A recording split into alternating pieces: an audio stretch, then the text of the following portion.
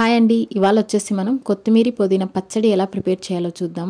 దానికోసం ప్యాన్లో ఆవాలు 1 టేబుల్ స్పూను, మెంతులు 1/2 టేబుల్ స్పూను, ధనియాలు 2 టేబుల్ స్పూన్ తీసుకునేసి ఒక 8 to 9 వరకు రెడ్ చిల్లీ తీసుకున్నాను. ఇవి ఇలా లో ఫ్లేమ్లో వేయించుకునేసి ఇలా చల్లారనివ్వాలి. చల్లారిన తర్వాత గ్రైండ్ చేసుకోవాలండి. ఇప్పుడు అదే ప్యాన్లో కొద్దిగా ఆయిల్ని యాడ్ చేసుకునేసి కట్ చేసి క్లీన్ చేసి పెట్టుకున్నటువంటి మన చేత్తో ఒక పిడికెడు కొత్తిమీర, పిడికెడు పుదీనా యాడ్ చేసుకొని ఇది పచ్చివాసన పోయి వాటర్ అంతా ఇంకిపోయే వరకు వేయించుకోవాలండి.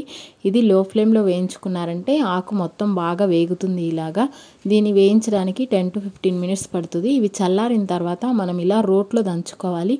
ఇది రోల్ అవైలబుల్లో లేని వాళ్ళు గ్రైండ్ చేసేటప్పుడు ఒక రౌండ్ గ్రైండ్ చేశారంటే సరిపోతుందండి. ఇది ఇలా కచ్చాపచ్చాగా ఉండాలి, అప్పుడే టేస్ట్ అనేది బాగా వస్తుంది. ఎక్కువ గ్రైండ్ చేశారంటే పేస్ట్ లాగా అయిపోతుందండి. ఇది మనం ఈ పచ్చడి ఫ్రిడ్జ్లో పెట్టుకునేదైతే 1 month వరకు స్టోర్ ఉంటుందండి.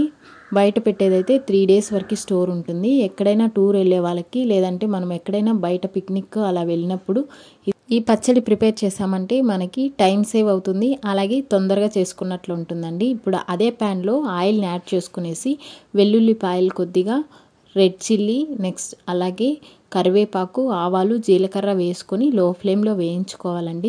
ఇప్పుడు ఇందులో పులుపు కోసం ఒక పెద్ద నిమ్మపండు సైజ్ అంతా చింతపండు నుంచి తీసినట్టు వాటర్ని ఇందులో యాడ్ చేసుకోవాలి. ఈ వాటర్ యాడ్ చేసుకున్న తర్వాత మనం ఇందాక గ్రైండ్ చేసి పెట్టుకున్నాం కదండి, ఇది కొద్దిగా వేడి అవ్వాలి. వేడైన తర్వాత మనం ఇందాక గ్రైండ్ చేసి పెట్టుకున్నటువంటి మసాలా పౌడర్లు ఉన్నాయి కదా, ఆవాలు, మెంతులు, ధనియాలు, రెడ్ చిల్లీ, ఆ పౌడర్ని ఇందులో యాడ్ చేసుకునేసి ఇది రోల్ బాయిల్ అవనివ్వాలి. ఇప్పుడు ఇందులో మనం టేస్ట్కి తగ్గట్టు సాల్ట్ అనేది యాడ్ చేసుకునేసేయండి. ఇది రోల్ బాయిల్ అయిన తర్వాత మనం ఇందాక పేస్ట్ లాగా దంచుకున్నాం కదా పుదీనా, కొత్తిమీర, ఆ పేస్ట్ని ఇందులో యాడ్ చేసుకునేసేయండి.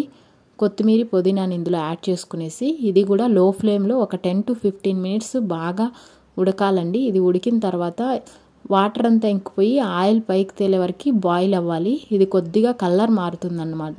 అప్పుడు దింపేసుకొని మనం సర్వ్ చేసుకుంటే చాలా టేస్ట్ ఉంటుందండి.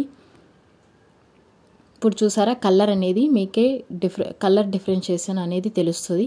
ఇప్పుడు దీన్ని స్టవ్ ఆపేసుకునేసి సర్వ్ చేసుకుంటే చాలా అంటే చాలా టేస్ట్ ఉంటుందండి.